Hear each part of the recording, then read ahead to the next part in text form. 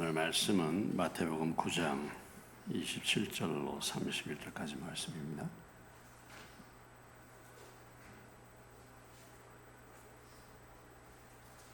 마태복음 9장 27절로 31절입니다.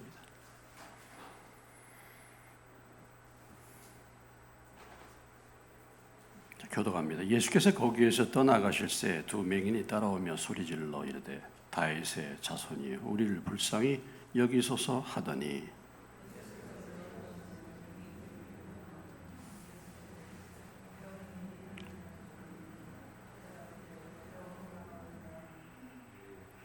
이에 예수께서 그들의 눈을 만지시며 이르시되 너희 믿음대로 되라 하시니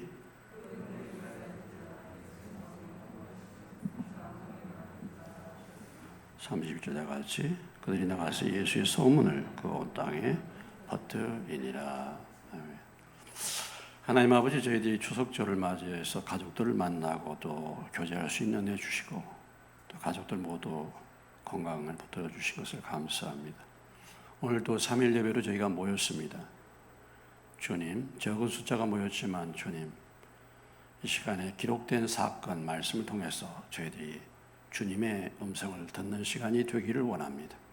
모든 성경은 하나님의 감동으로 된 것으로 교훈과 책망과 바르게 함과 의료 교육하기 유익하니 이는 우리로 하여금 하나님의 사람으로 온전케 하려 함이라고 말씀하셨사오니 또 이 말씀을 통해서 교훈을 받게 하시고 또 책망과 바르게 함과 의로 교육함을 받는 시간이 되기를 원합니다. 이 시간도 주의 성령님께서 이 말씀을 풀어주시고 깨닫게 해주시고 우리의 심령의 눈을 열어서 또 이 말씀의 의미를 깊이 저희들이 깨닫고 우리의 삶에 구체적으로 이 말씀의 열매가 나타날 수 있도록 도와주시고 말씀을 전하는 저를 온전히 성령의 도구로만 사용될 수 있도록 붙잡아 주시옵소서. 예수님의 이름으로 기도하옵나이다. 아멘. 우리는 계속해서 예수님의 산상수훈을 마치시고 이제 삶의 자리 현장에 오셔서 여러 가지 기적들을 행하시는 장면들을 마태복음 8장 이후부터 계속 보고 있습니다. 이제 이런 실제적인 삶에 나타나는 능력과 기적, 이런 변화를 통해서 예수님이 어떤 분이신가를 우리에게 구체적으로 그 당시에 많은 사람들에게 구체적으로 그 능력을 통해서 지금 보여주시고 있는 것이죠. 하나님의 나라는 말에 있지 않고 그 능력에 있다고 말했습니다. 고린도서 4장 16절의 말씀이죠. 하나님 나라는 말에 있지 않고 그 능력에 있다. 그리고 유대인들은 항상 뭐예요? 무엇을 구했습니까? 표적을 구했어요. 그러니까 어떤 사람이 하나님이 보내신 선지자냐, 하나님이 보내신 사람이냐 하면 그 사람의 능력을 통해서 그 사람이 나타내는 열매를 통해서 그 사람을 하나님이 보내신 자인 줄로 그들이 분별했기 때문에 예수님께서 실질적으로 이런 능력들을 통해서 바로 예수님이 하나님이 보내신 사람, 예수님이 하나님이 보내신 메시아임을 지금 계속 증거해 주고 있습니다. 오늘 이 말씀의 내용은 맹인의 눈을 뜨게 하신 예수님이시죠. 소경의 눈을 뜨게 하신 사건입니다. 우리가 눈을 뜨게 하시는 예수님, 이분은 과연 누군가? 바로 세상의 빛으로 오신 예수님.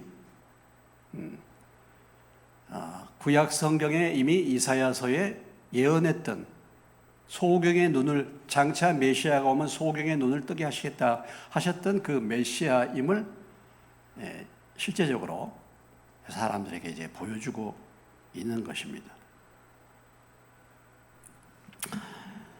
그래서 오늘 그 말씀도 뭐 짧은 말씀인데 지금까지 뭐 계속 그 여러 가지 병을 고치시는 것을 우리가 봐왔습니다만은 오늘 말씀도 짧은 말씀입니다.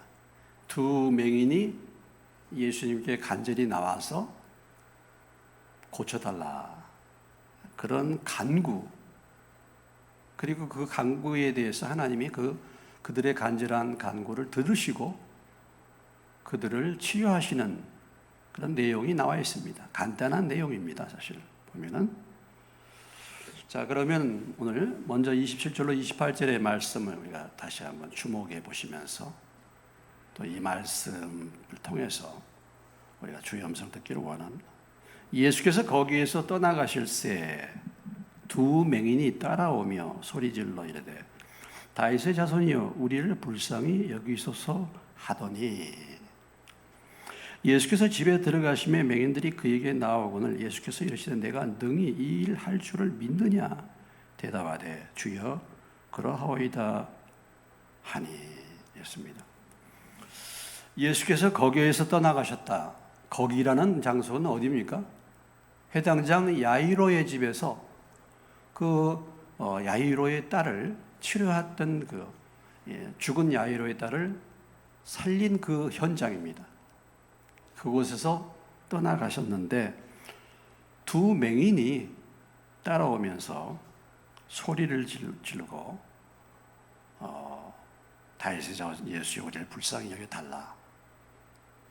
그리고 집에 가셨는데 집에까지 따라오셔서 예수님이 그들의 믿음을 확인하시는 내용이 나와 있습니다.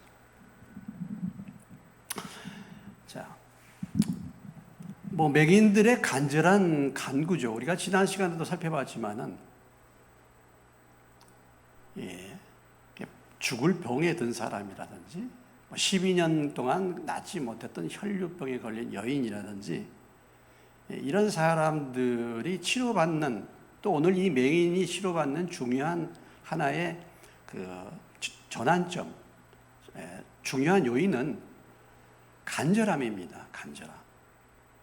간절함을 가진 거죠. 간절함. 그래서 여러분 맹인이라고 한번 생각해 봅시다. 맹인. 저희는 육신의 눈이 멀쩡하기 때문에 불편함이 없이 지금까지 인생을 살아왔는데, 맹인으로 인생을 산다.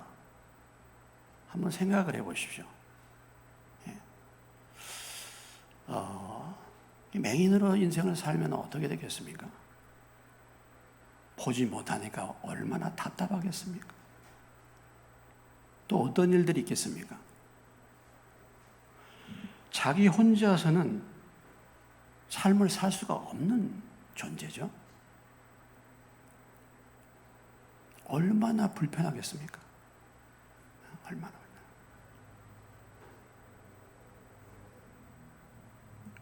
물론 나면서부터 소경이 된 사람들이야 조금 더 하겠지만, 중간에 중도 실명하신 분들, 옛날에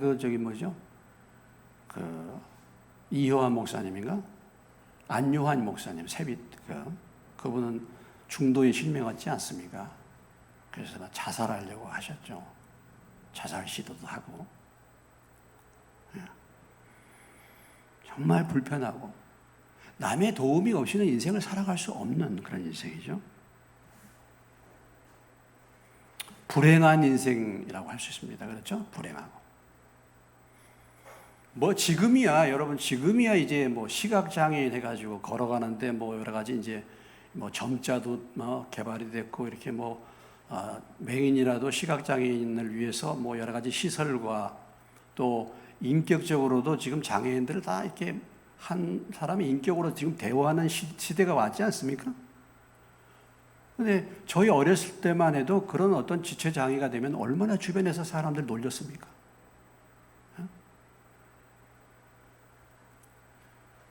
그러니까 이 당시에, 예수님 당시에 이런 소경이다 그러면 벌써 뭔가 그들의 주변에서 보는 시선이 이미 낙인 찍힌 하나님의 저주를 받은 사람들, 이런 사람들이죠.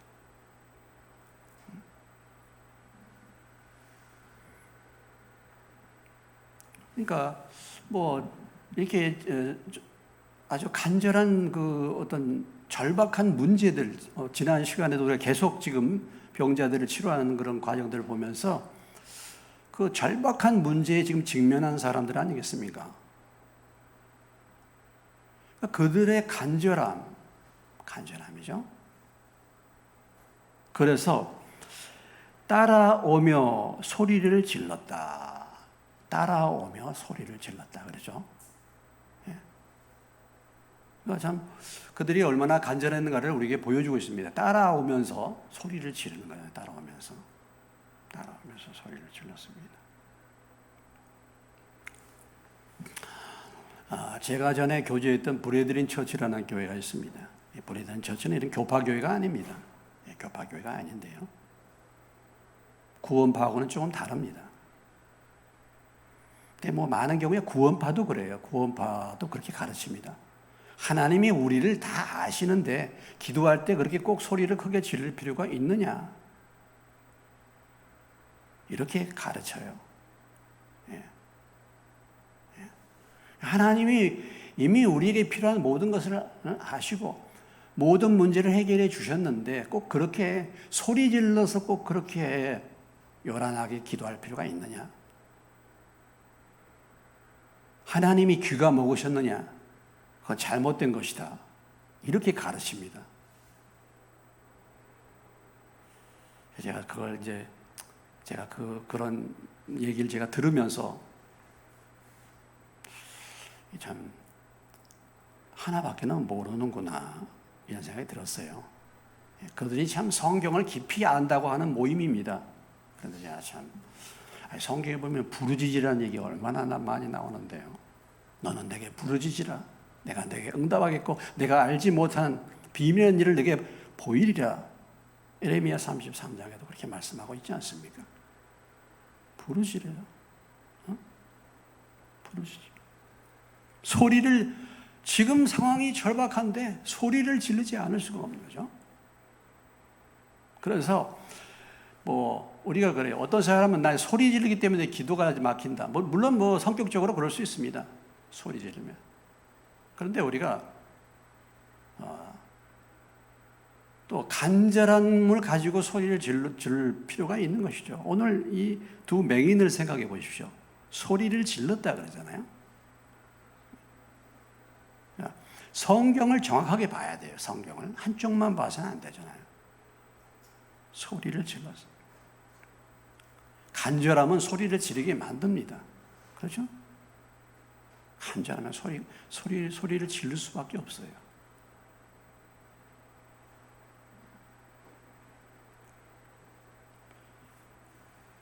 이렇게 소리를 지르는데 예수님이 길을 가시면서 그 소리 지른 그 기도를 응답해 주시지 않습니다.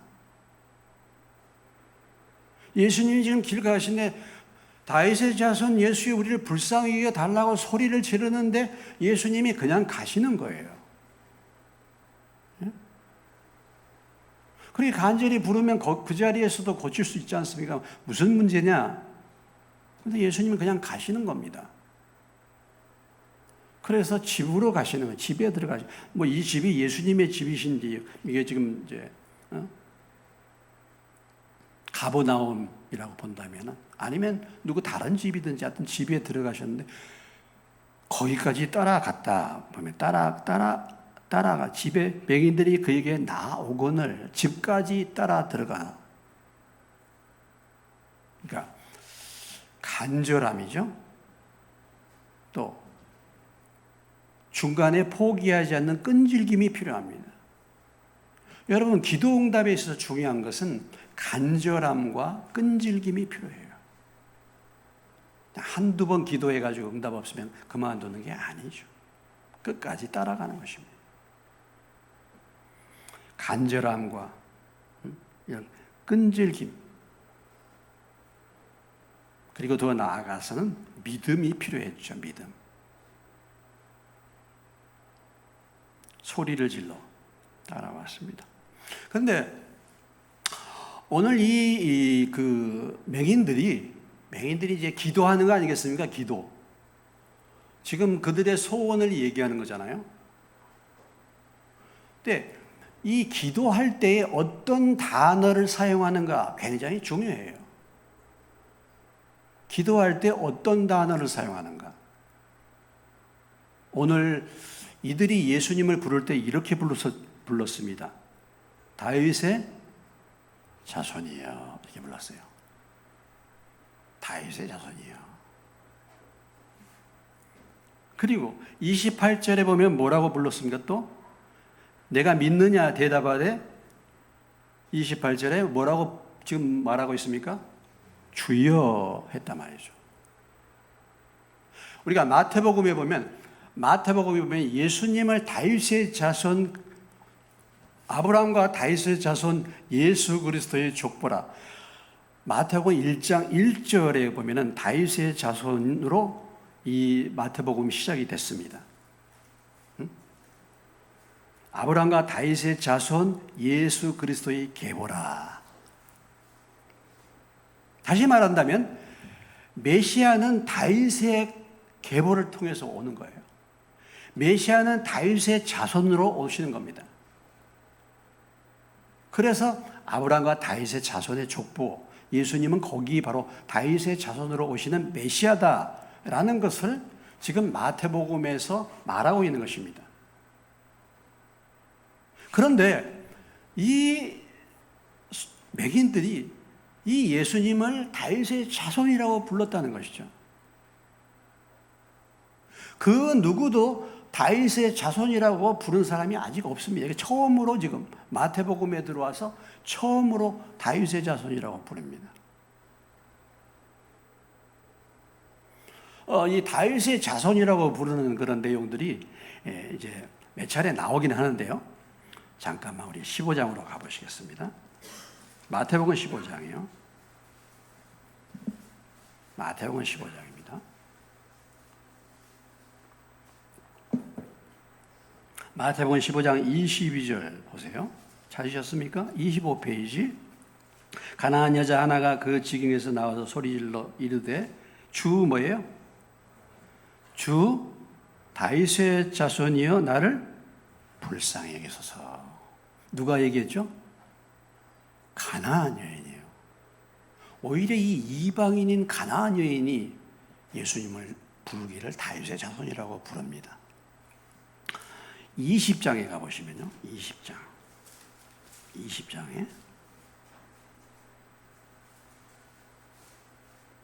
20장에 30절입니다. 찾으셨습니까? 같이 읽습니다. 맹인 두 사람이 길가에 앉았다가 예수께서 지나가신다음을 듣고 소리질러 이르되 주여 우리를 불쌍히 여기소서 다윗의 자손이여 하니. 예수님이 여리고로 가다가 지금 두 소경을 만났을 때 그들이 예수님을 향하여 부르짖는 소리 다윗의 자손이에요. 그러니까 그들은 예수님을 그래도 다윗의 자손으로 알았다는 것입니다. 다윗의 자손으로 부르고 주님으로 불렀다는 것이죠. 그들은 지금 예수님을 메시아로 구원자의 그 의미로 알고 불렀다는 것입니다.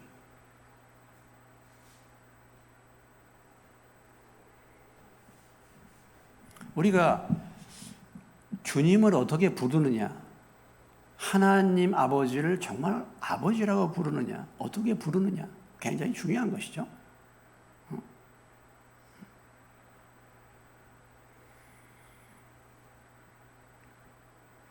그런데 오늘 이 맹인들은 예수님을 그렇게 불렀다는 것이죠.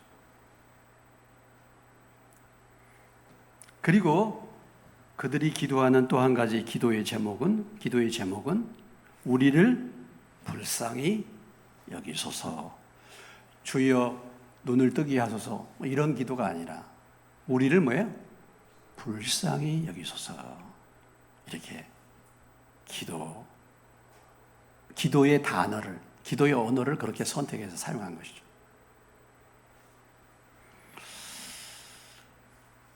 참 우리가 기도할 때요, 주님의 마음에 부딪히는 기도문, 이 기도문이 아닌가 생각이 들어요. 주여 저를 불쌍히 여기소서.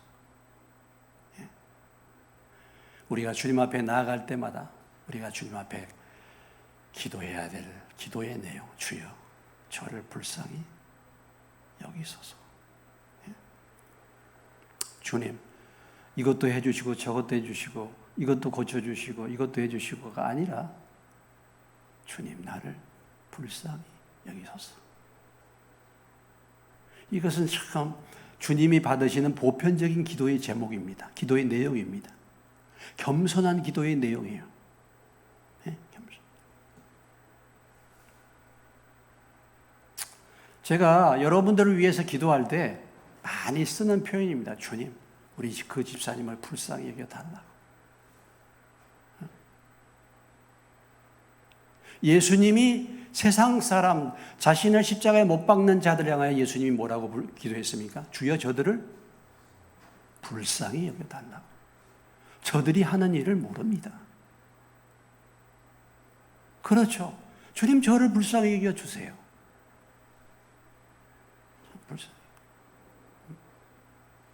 제가 뭐 아는 것 같은데 참 주님 얼마나 답답하시겠습니까? 저를 좀 불쌍히 여겨주십시오. 이런 기도를 드렸다는 것이죠.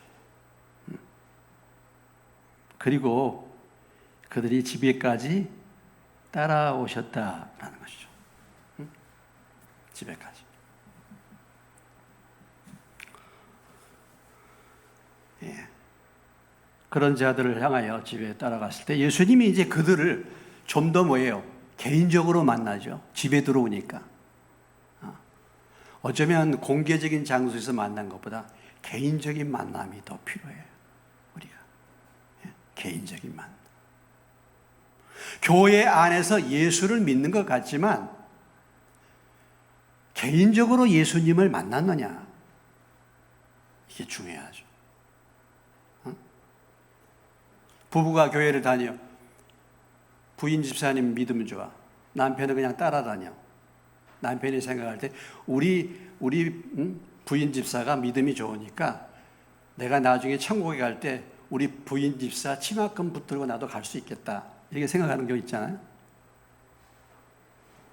가다가 치마금 벗겨져요. 치마금 벗겨져. 개인적으로 만나요. 개인적으로. 개인적으로. 우리나라 대통령이 문재인 씨라는 것을 모르는 사람은 없습니다. 여러분 다 아시죠? 여러분 문재인 대통령을 개인적으로 만나보신 적 있습니까? 아무도 없어요. 저도 개인적으로 만나본 적이 없습니다. 예수님에 대해서 사람들이 알아. 예수님에 대해서. 예수님이 십자가에 죽으시고 부활하셨다는 거 개인적으로 다니면서 다 압니다. 예수님에 대해서. 그러나 그 예수님을 개인적으로 만났느냐? 그 십자가가 그 본인의 자신에게 그 십자가의 의미가 들어왔느냐는 다른 문제죠. 다른 문제. 오늘 예수님께서 그 맹인들을 향하여 질문을 던지시죠. 내가 능히 이 일을 할 줄을 믿느냐? 대답하되 주여 그리 그러하오이다 그랬습니다. 예수님은 그들의 질문을 점검해 보는 것이죠. 내가 믿느냐? 자, 다윗의 자손이여 주여 불렀어. 그럼 정말 너가 나를 메시아로 믿느냐? 점검해 보는 것입니다. 주는 그리스도요 살아계신 하나님의 아들이십니다. 예수를 믿기 원하는가? 저 믿기 원합니다. 정말 믿느냐? 내가 너희 눈을 고칠 줄을 정말 믿느냐? 너가 정말 내가 메시아인 것으로 믿는다고 한다면 너희 눈도 내가 뜨게 할 줄로 믿느냐? 물어보는 것입니다. 개인적인 믿음을 확인해 보는 거죠. 확인해 보는 것입니다.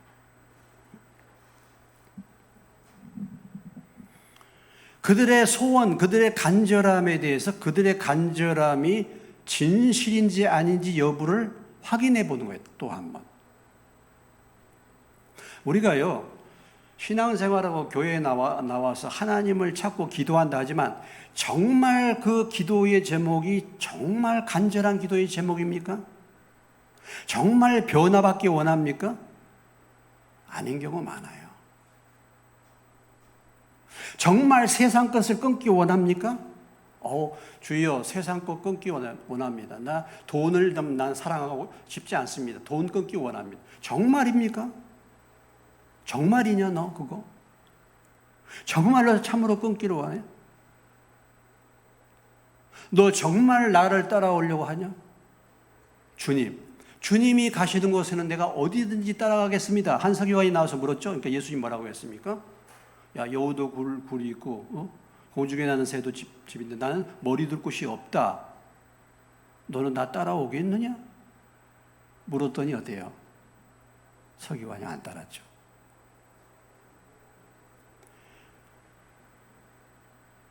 어떻게 해야 구원을 얻습니까? 말씀을 따라서 순종하라. 저 말씀대로 다 행했는데요. 정말 너가 구원받기를 원하면 너의 모든 재산을 정리하고 나를 쫓으라. 부자 청년에게 물었습니다. 부자 청년의 해답을 줬습니다. 부자 청년이 근심하고 돌아갔죠. 말은요, 내가 정말 구원받기를 원합니다. 말은 정말 헌신하기를 원합니다. 말은 정말 주님을 따르기 원합니다. 말하지만 정말이냐? 그게 아닐 수 있습니다. 나 거기까지는 하고 싶지 않아요. 그렇게까지 내 것을 그만 포기하고 주님을 따라가고 싶지는 않습니다. 저는 어느 정도 라인을 치고 싶어요. 요 정도까지만 하면 좋겠어요. 이런 경우가 많이 있죠. 정말이냐? 너가 정말 낫기를 원하느냐? 이런 이제 예수님이 그런 걸 종종 물어보시잖아요. 정말 주의 뜻을 알기 원하느냐? 그럼 내가 알려주겠다. 그건 좀 곤란한데요. 이렇지 않습니까? 우리가 정말 주의 뜻을 알기 원하면 하나님은 가르쳐 주신다고 했거든요. 그런데요, 정말 주의 뜻이 아니라 내 뜻을 정해놓고 여기에 마음에 들지 않으면 정말 주의 뜻을 가르쳐줘도 그대로 안 합니다. 그렇지 않습니까? 안 하는 거예요.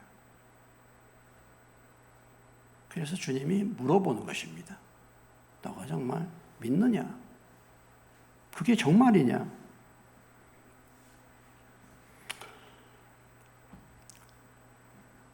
그들의 대답은 그렇죠. 내 주여 그러하오이다 하니. 그렇죠. 이 두 맹인의 다른 의도가 있겠습니까? 이들의 간절한 마음인데요. 기적의 필수 요건이 무엇입니까? 믿음이죠. 믿음. 능력은 하나님께 달려 있지만 그 기적의 능력을 받는 통로는 믿음 아니겠습니까? 믿음이죠. 주여 믿습니다. 믿음이라는 것이 무엇입니까? 주님의 손에 자기 인생을 내려놓는 것입니다. 자기 인생을 주님의 손에 의탁하는 거예요. 맡기는 겁니다. 이게 믿음이에요. 내 인생을 주님 앞에 맡기셨습니까? 내 인생에 일어나는 모든 돈이나 모든 것을 다 주님 앞에 맡겼느냐 이거예요. 맡겼느냐. 이게 믿음이에요. 믿음은 언제나 신뢰입니다.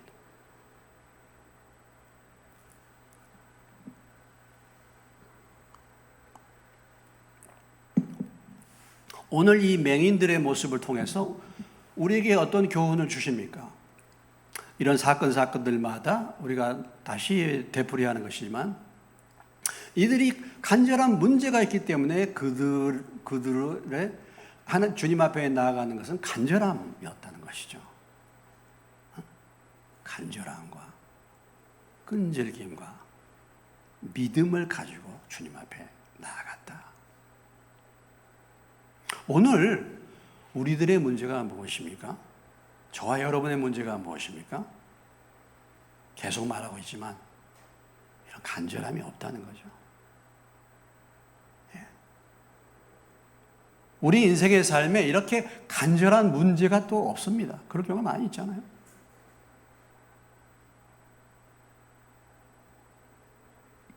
죽을 병이 걸렸다 그러면 간절해질 수 있겠죠. 어쩌면 우리 인생이 갈수록 편해지고 갈수록 뭐예요? 그러기 때문에 간절함이 사라지는 시대에 우리가 살고 있습니다. 그러나 그럼에도 불구하고 오늘 이 말씀을 통해서 우리에게 말씀해 주신 것은 간절함을 가져라는 것이죠.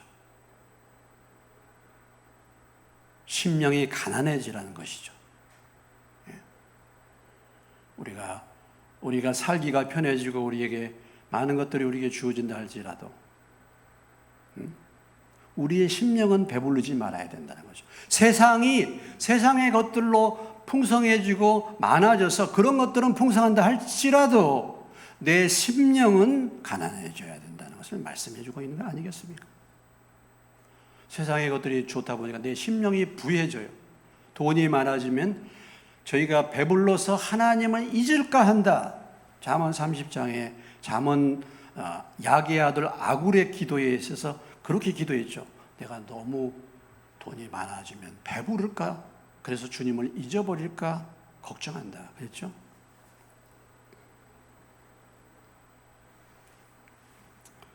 어쩌면은 세상에서 잘못 나가도 세상에서 별 볼 일 없어서 그것 때문에 내가 주님을 간절히 의지한다고 한다면 그것이 더 복이 될 수 있다는 거죠.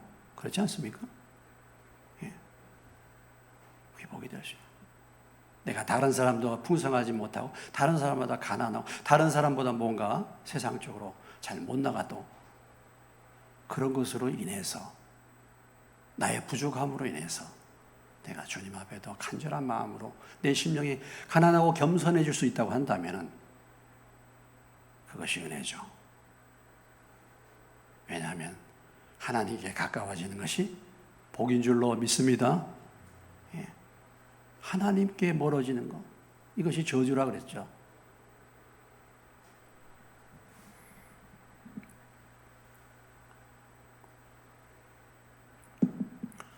오늘 이런 절박한 사건을 통해서 그들이 주님 앞에 나오는 간절함을 우리가 보면서 저나 여러분이나 우리의 심령의 간절함, 우리의 심령이 가난한 그런 심령을 회복받는 저와 여러분 되시기를 주의 이름으로 축원합니다. 참 요즘에는요 3일 예배 보세요. 안 나와. 새벽 기도 간절함이 다 살아요. 간절함에서. 그 전에 저희 교회가 주일 예배나 3일 예배나 거의 비슷했잖아요. 옛날에. 점점 간절함이 사라지고. 오늘 우리 한국교회가 다 그렇게 되잖아요. 한국교회뿐만 아니라 모든 이 세계 교회들이 그런 과정을 거쳐왔습니다. 코로나19 때문에 예배가 중단되고 이렇게 되면 점점 편해지고 더 간절함이 사라질 수 있죠. 그럼에도 불구하고 오늘 이 자리에 나와 계신 분은 주님이 간절한 은혜를 주신 줄로 믿습니다. 이 간절함을 변함없이 주님을 사모하는 이 심령이 변함없이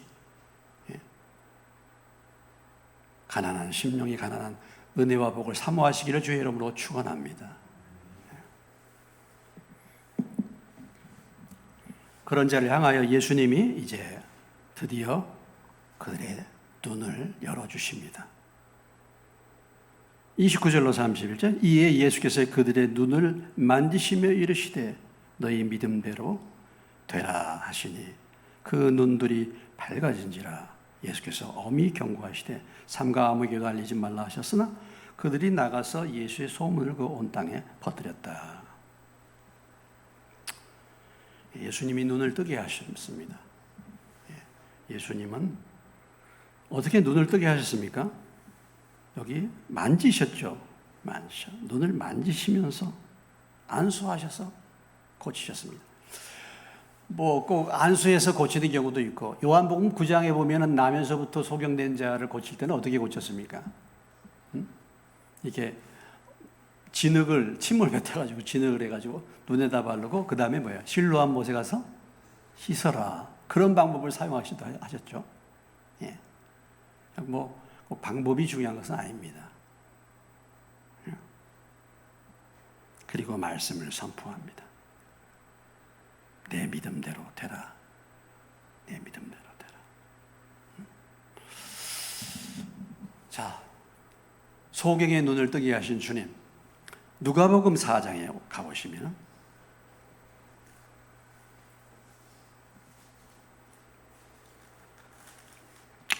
누가복음 4장 18절에 93페이지입니다.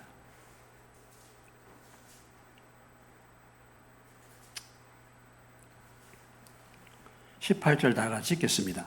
주의 성령이 내게 임하셨으니 이는 가난한 자에게 복음을 전하게 하시려고 내게 기름을 부으시고 나를 보내사 포로된 자에게 자유를, 눈먼 자에게 다시 보게 함을 전파하며 눌린 자를 자유롭게 하고 주의 은혜의 해를 전파하게 하려 하심이라 하였더라. 이것이 메시아에 대한 예언입니다. 지금 예수님이 회당에 들어가서 이 말씀을 지금 선포하는 거죠. 그리고 바로 그 메시아가 바로 이 말씀이 내게 응했다, 그 메시아가 나다라는 것을 설명하시면서 이사야서를 지금 인용하고 있습니다. 장차 성령이 오시고 성령이 기름 부은 자가 오시면은 뭐예요? 포로된 자에게 자유를 주고 눈먼 자를 보게 하신다.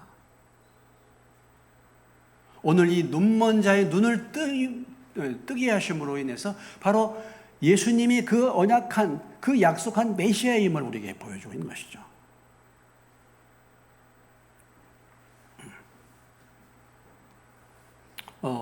뭐 이미 여러 말씀들이 나타나고 있지 않습니까? 응?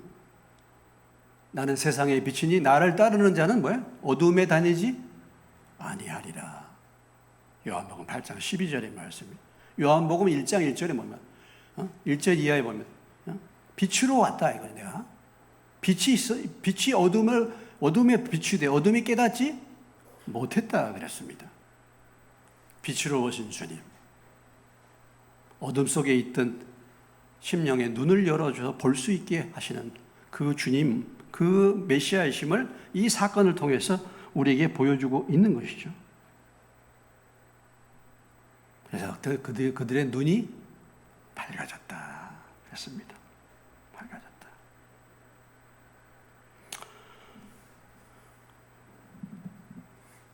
엄히 경고하시되 아무에게도 알리지 말라 이렇게 말씀하시죠. 어떤 경우는 예수님이 가서 말하라 할 경우가 있었고, 지금 현재 앞부분은 되게 알리지 말 것을 주로 경고하십니다. 왜냐하면 아직 예수님의 때가 되지 않았거든요. 그래서 교회에서 불필요한 장애물을 만들고 싶지 않기 때문에 예수님께서 다른 사람에게 알리지 말라 이런 말씀들을 종종 주십니다. 자, 그러나 어찌됐든 간에 눈이 밝아졌다 하는 것이죠. 자, 오늘 맹인의 눈을 뜨게 하신 이 사건을 통해서 오늘 저와 여러분에게, 오늘 이 자리에 있는 우리들에게 무엇이 필요한가를 우리가 생각해 봐야 될 것입니다. 우리는 다 육신의 눈을 뜨고 있습니다. 오늘 우리들에게 있어 실제적인 더 심각한 문제는 뭐예요? 영적인 눈이 감길 것입니다. 영적인 소경인 것이죠. 이게 더 문제인 거예요. 어쩌면 우리가 봤지만은 이들은 육신의 눈은 감겨 있었지만은 영적인 눈은 뜨여 있었어요. 그래서 예수님을 다윗의 자손이라고 부르고 예수님을 주님이라고 불렀습니다. 그들은. 그런데 육신의 눈은 뜨여 있지만 예수님이 누구신지 모르는 영적인 소경들이 너무 많았다는 것이죠. 그 대표적인 사건이 무엇입니까? 요한복음 9장으로 가보시겠습니다.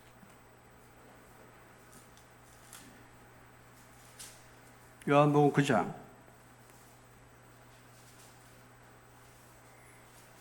39절입니다.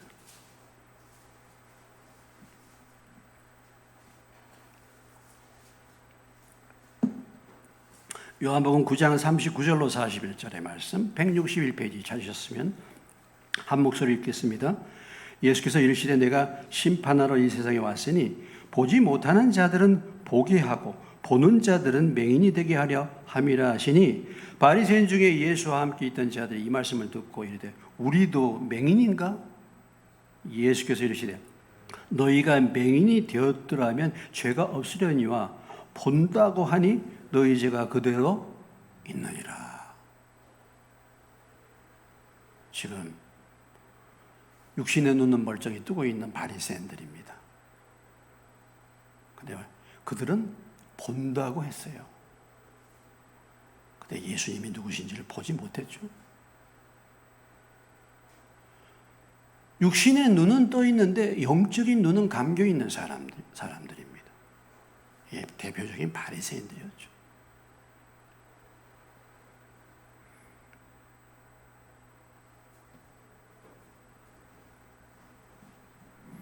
자신들이 보지 못하는 줄을 몰라요. 문제는 자신들이 본다고 생각하는 자들입니다. 소경인데 이게 소경이죠.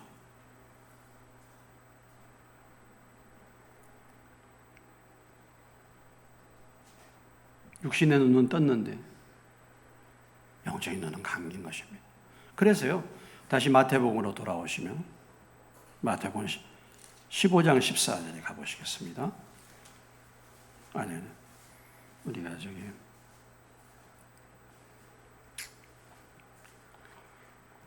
마태복음 11장 5절입니다. 아니, 잠깐만요. 예.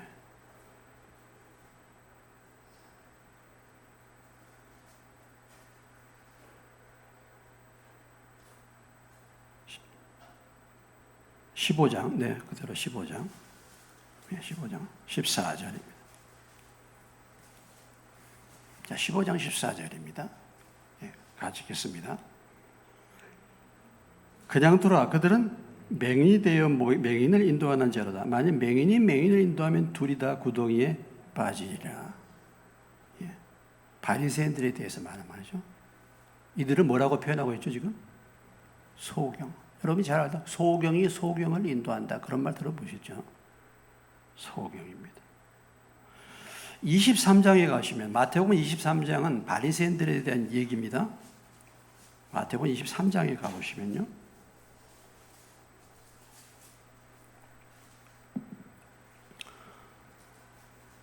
16절로 17절입니다. 같이 읽습니다. 16절 17절 시작. 화 있으신 저 눈먼 인도자여 너희가 말하되 누구든지 성전으로 맹세 마음을 잃렸거니와 성전의 금으로 맹세하면 지킬줄 아는다. 어리석은 맹인들이여 어느 것이 크냐 그 금이냐 그 금을 거룩하게 하는 성전이냐. 19절에 봅시다. 19절도 맹인들이여 어느 것이 크냐 그 예물이냐 그 예물을 거룩하게 하는 제단이냐 하고 말했습니다. 24절을 봅시다. 맹인된 인도자여 하루살이는 걸러내고 낙타는 삼키는도다 그랬죠. 26절을 보겠습니다. 눈먼 바리새인이여 너는 먼저 안을 깨끗이 하라. 그리하면 겉도 깨끗하리라. 예수님께서 바리새인들을 얘기할 때 자주 그들을 향하여 지칭하는 단어가 무엇입니까? 그들을 뭐라고 얘기했어요? 맹인이다. 맹인이다. 맹인이다.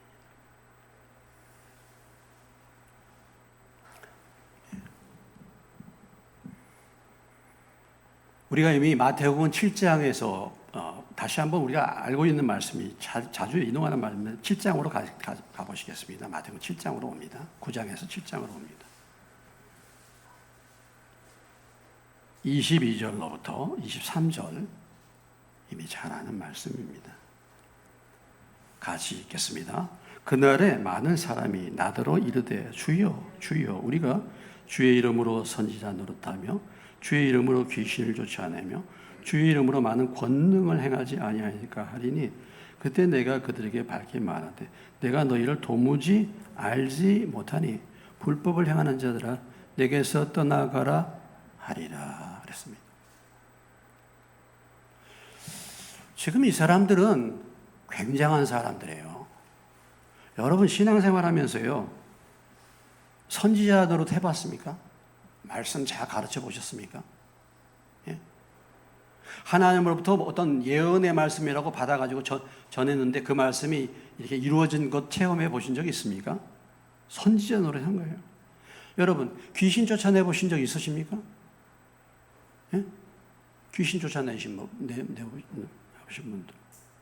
많은 권능 행했다잖아요. 바리새인들처럼 신앙생활 잘하는 사람 없었죠? 철저하게 한 사람 없습니다.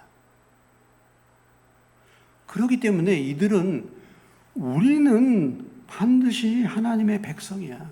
우리는 틀림없이 하나님 나라에 갈 하나님의 백성이야. 근데 예수님은 뭐라고 말씀하셨죠? 내가 너를 도무지 모른다. 그랬습니다.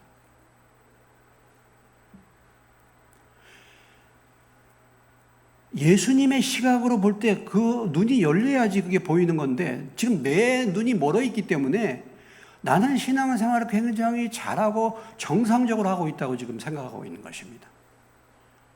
이게 바리새인들이에요. 근데 주님은 아닌데. 오늘 설교하고 있는 제가 그래도 나는 하나님의 말씀을 제대로 분별해서 여러분에게 가르친다. 그렇게 제가 지금 생각하고 있습니다. 지금까지 제가 목회하면서 이렇게 여기까지 왔는데 하나님이 전혀 내가 너 모르겠다 이렇게 할 수도 있다는 것이죠. 나는 괜찮은 믿음의 사람이라고 생각하는데 그것은 내 눈이 가렸기 때문에 그럴 수 있는 것입니다. 하나님은 그렇게 전혀 생각하지 않는데요. 내가요, 구원받은 하나님의 백성이다. 나는 믿음 좋다는 생각을 갖지 마세요, 여러분. 내가 목사고, 내가 장로고, 내가 무슨 집사, 이런 것으로 믿음을 평가하고 하나님 나라에 간다고 생각하지 마세요. 제가 우리 지방에 어떤 목사님이 이렇게 하는 거 보니까요, 구원 못 받았어요. 그런 사람만 몇 사람 있어요. 제가 분별해보면 알아요. 전혀 꽝이에요, 꽝. 진짜. 뭐가 하나님 뜻인지 몰라. 그럴 수 있습니다. 저도 그럴 수 있어요.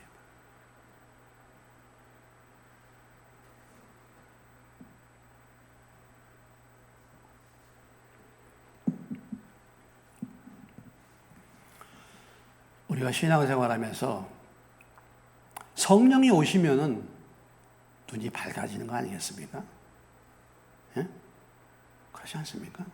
성령이 오시면 눈이 밝아지고 깨달아지는 거 아니에요? 근데요, 성령이 오셨다고는 하는데 왜 이렇게 혼미한지 몰라요.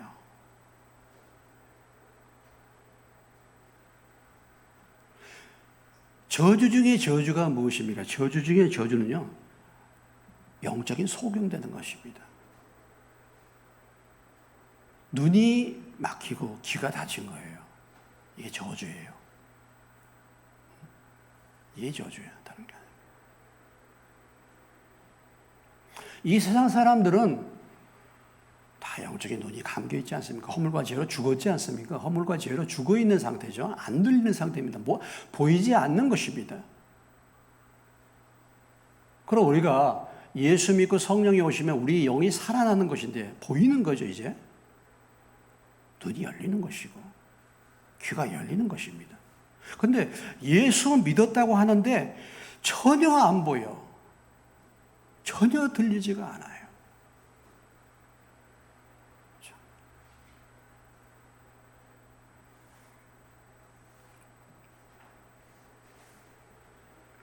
여러 가지 원인이 있겠죠. 사람을 어둡게 만드는 것이 무엇이겠습니까? 우리가 잘 아시피 이사야서 59장 2절에 가보시면은 너무나도 우리가 잘 알죠. 죄죠, 죄. 이사야서 59장 2절의 말씀 1절 2절에도 그랬죠. 1038페이지인데 제가 읽겠습니다. 여호와의 손이 짧아고 원하지 못하심도 아니요 귀가 둔하여 듣지 못하심도 아니라 오직 너희 죄악이 너희와 너희 하나님 사이를 갈라놓았고 너희 죄가 그의 얼굴을 가리워서 너희에게서 듣지 않으시게 함이니라. 하나님과 우리의 교제가 교통이 막히는 이유는 죄 때문이다 이렇게 말하고 있지 않습니까? 죄로 눈이 어두워져, 영적인 눈이 어두워졌어. 혼미케 하는 영이 그 심령을 사로잡아. 소경의 영이 그 심령을 사로잡고 기머거리 영이 그를 사로잡고 있어요. 안 들리는 거예요. 죄를 짓고 회개하지 않고 그러다 보니까 심령이 더 어두워진 것이죠. 얘기가 안 들리는 것입니다. 자기 생각으로 가득 차 있는 사람, 교만한 사람 안 들리는 거죠.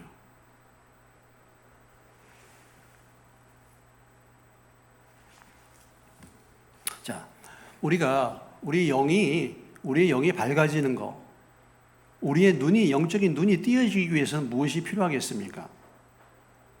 첫째는 회개하고 예수를 믿어 성령을 받아야 되죠. 여러분 성령을 받으셨습니까? 어떻습니까? 성령을 정말 받으셨습니까?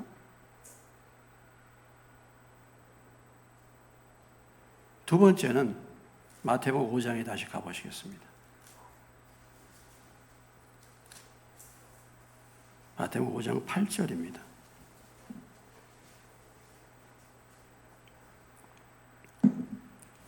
마태복음 5장 8절 같이 읽습니다.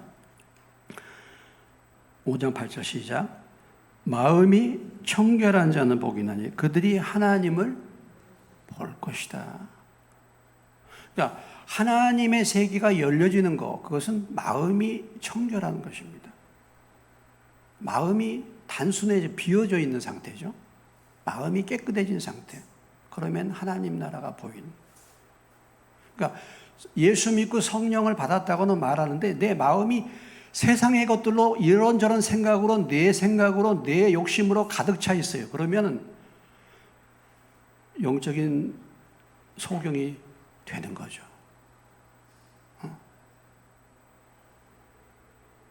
시야가 흐리게 되는 거죠. 시야가.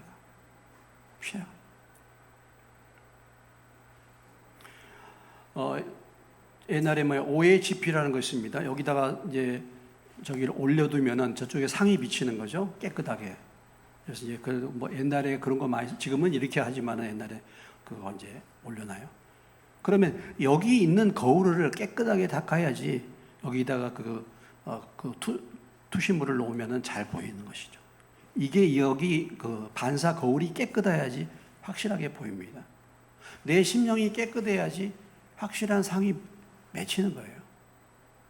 우리가 세상 살면서 세상의 욕심 이런저런 것 늘 그렇게 있으면은 상이 안 맺히는 거 잘 안 보이잖아요. 안 보여. 자, 마태복음 7장에 가보십니다.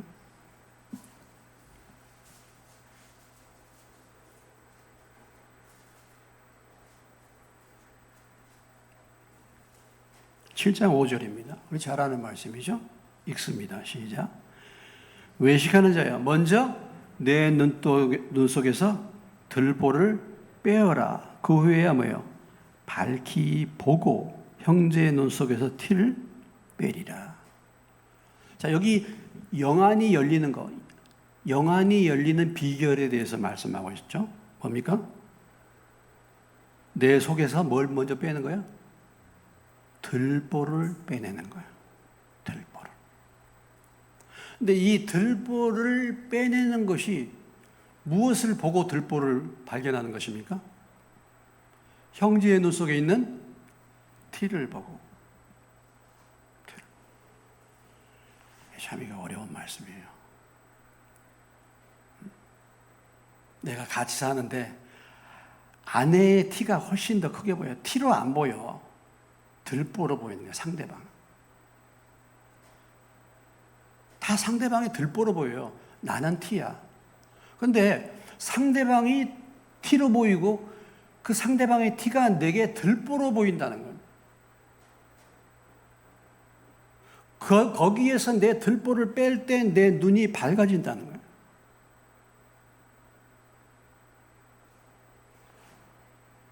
그러니까 상대의 작은 죄를 보면서 거기서 내 큰 죄를 보고 그것을 회개하는 것. 그때 내 영안이 열린다는 거죠.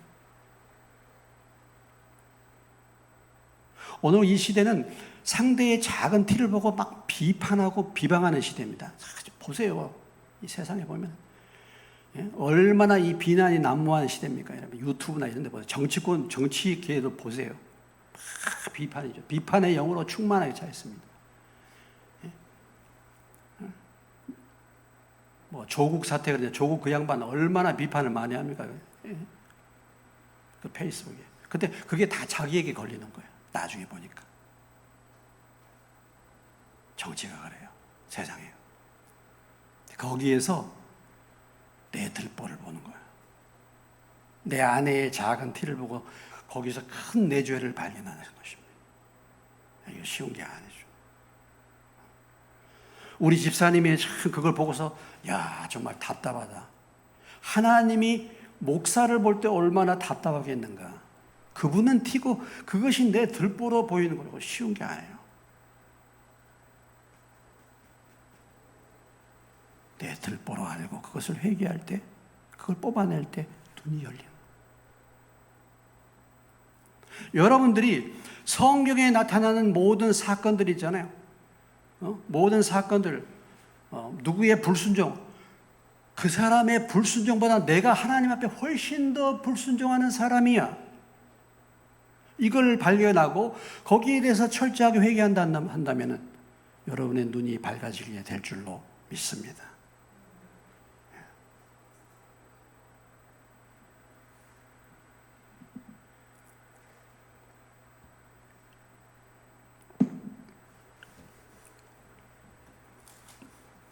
오늘 육신의 눈을 뜨게 한 사건이지만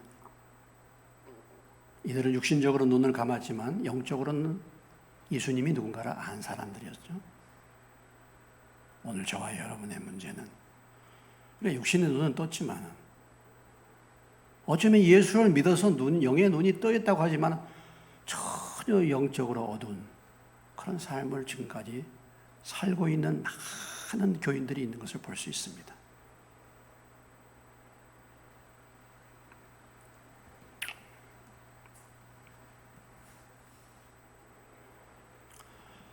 이 세계에서 가장 시력이 좋은 나라 사람들이 어디라고 했죠? 몽골이라고 했죠, 몽골. 몽골 사람 어떤 사람 시력이 5.0이 나오더라고. 야, 깜짝 놀랐어. 몽골 사람들의 시력이 그렇게 좋은 이유가 무엇입니까? 거기는 대륙이라서 멀리 있는 것을 바라본 털. 양을 키우는데 늑대가 나타납니다. 늑대 잡는 걸 한번 그 영상을 보면 멀리 있어요. 그러니까 이게 감시하는 거예요. 멀리 보는 것입니다. 멀리 보니까 눈이 밝아져요. 우리도 눈앞에 있는 것만 이렇게 쳐다보고 있으면 보이지 않죠? 멀리 보시기를 주의 이름으로 축원합니다. 하나님을 바라보죠. 하나님 나라를 바라보. 하나님 나라를. 그럴 때 눈이 열려요. 하나님 나라를. 눈앞에 있는 현실만 다 보고 그것만 따라가다 보니까 근시안이 되는 거 아니겠습니까? 근데 정말 안타까운 것은 무엇입니까? 내가 본다는 것입니다. 내가 아직 영적인 소경이라는 것을 전혀 인식하지 못한다는 거예요. 오늘 이 바리새인들과 똑같이 전혀 나는 그래도 믿음 좋다고 착각하고 있는 것입니다. 정말 믿음이 좋습니까? 그런데 왜 이렇게 하나님 뜻을 몰라요? 손에다 쥐어줘도 하나님 뜻인지를 몰라요. 세상 사람들이야 그렇지 않죠. 세상 사람들이야 그렇죠. 당연히 세상 사람. 근데 이걸 몰라, 이걸. 진짜 소경은요, 다른 것이 진짜 소경이 아니라 내가 영적으로 소경된 사실을 모르는 것이 진짜 소경입니다.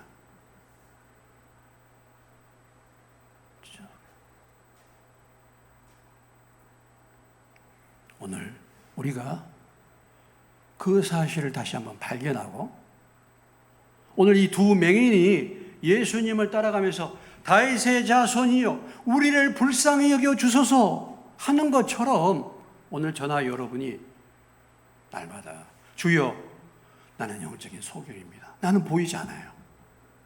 다윗의 자손 예수님, 나를 불쌍히 여겨 주십시오. 내 영안을 좀 열어 주십시오. 이렇게 간절하게 기도해서, 오늘 이 사건이 육신적인 눈이 뜨여졌지만 오늘 이 사건이 영적인 사건이 되어서 저나 여러분의 눈이 밝아지시기를 주의 이름으로 축원합니다. 이들이 육신의 소경인 것을 아는 것처럼 나는 영적인 소경인 것을 알아요. 알고 이들이 주님 앞에 간절히 나갔던 것처럼 나도 그렇게 간절하게 나가서 간구할 때 주님이 저와 여러분의 눈을 열어주실 줄로 믿습니다. 그런 은혜를 우리가 사모하고 우리의 눈이 열리는 역사가 일어나시기를 주의 이름으로 축원합니다.